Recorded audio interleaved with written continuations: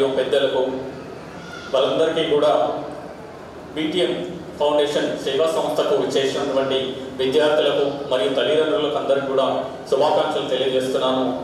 ముందుగా నేటి సమావేశం సరస్వతీదేవి ఈరోజు చాలా గర్వపడుతుంది అని అనుకుంటున్నాను. ఈరోజు అక్షరాలు చాలా సంతోషపడుతున్నాయని అనుకుంటున్నాను. ఎందుకంటే బీటీఎం సేవా ఫౌండేషన్ ప్రారంభించినటువంటి మొట్టమొదటి కార్యక్రమంలో విద్యార్థులను సన్మానించడం చాలా గొప్ప విషయం. ఈ యొక్క మంచి ఆలోచన వచ్చినందుకు వివిధ పాఠశాలల విద్యార్థులు, కళాశాలల విద్యార్థులు, వారిలో మీరు ప్రారంభించినటువంటి ఈ యొక్క సేవా ఫౌండేషన్ వారి లోపల ఇంకా ఒక మంచి సంకల్పం, దృఢమైనటువంటి సంకల్పం నుండి ముందుగా ఇట్లాంటి విజయాలు ఇంకెన్నో సాధించాలని ఒక దృఢ సంకల్పాన్ని సృష్టిస్తున్నారు. అందుకు ధన్యవాదాలు తెలియజేస్తున్నాను. ముఖ్యంగా ఈ యొక్క సేవా ఫౌండేషన్లో అంశాలు ఏమున్నప్పటికీ అక్కడ కూర్చున్నటువంటి మీరందరూ విద్యార్థులు ఏదో ఒక రోజు ఇక్కడ కూర్చొని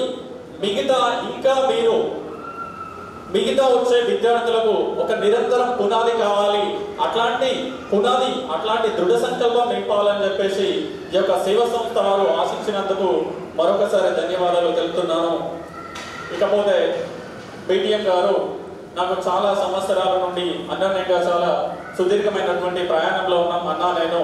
అయితే అన్న ఎప్పుడు కూడా ఈరోజు ప్రారంభించినటువంటి ఈ సేవా ఫౌండేషన్ ఎప్పుడు కూడా నిరంతరంగా వెలుగుతున్నటువంటి కొవ్వొత్తులా ఉండి ఎప్పుడు కూడా నిరంతరం విద్యార్థుల లోపల ఇంకా సంకల్పాన్ని నింపి మరిన్ని సేవా కార్యక్రమాలు ఇక్కడ ఉన్నటువంటి విద్యార్థులలో నింపాలని చెప్పేసి ఆశిస్తున్నాను. నేడు ప్రపంచానికి, మన దేశానికి కావాల్సింది వృద్ధాశ్రమాలు కాదు, ప్రపంచాన్ని, దేశాన్ని దశ మార్చే శక్తి ఎవరి లోపల ఉందంటే అది విద్యార్థుల లోపల మాత్రమే.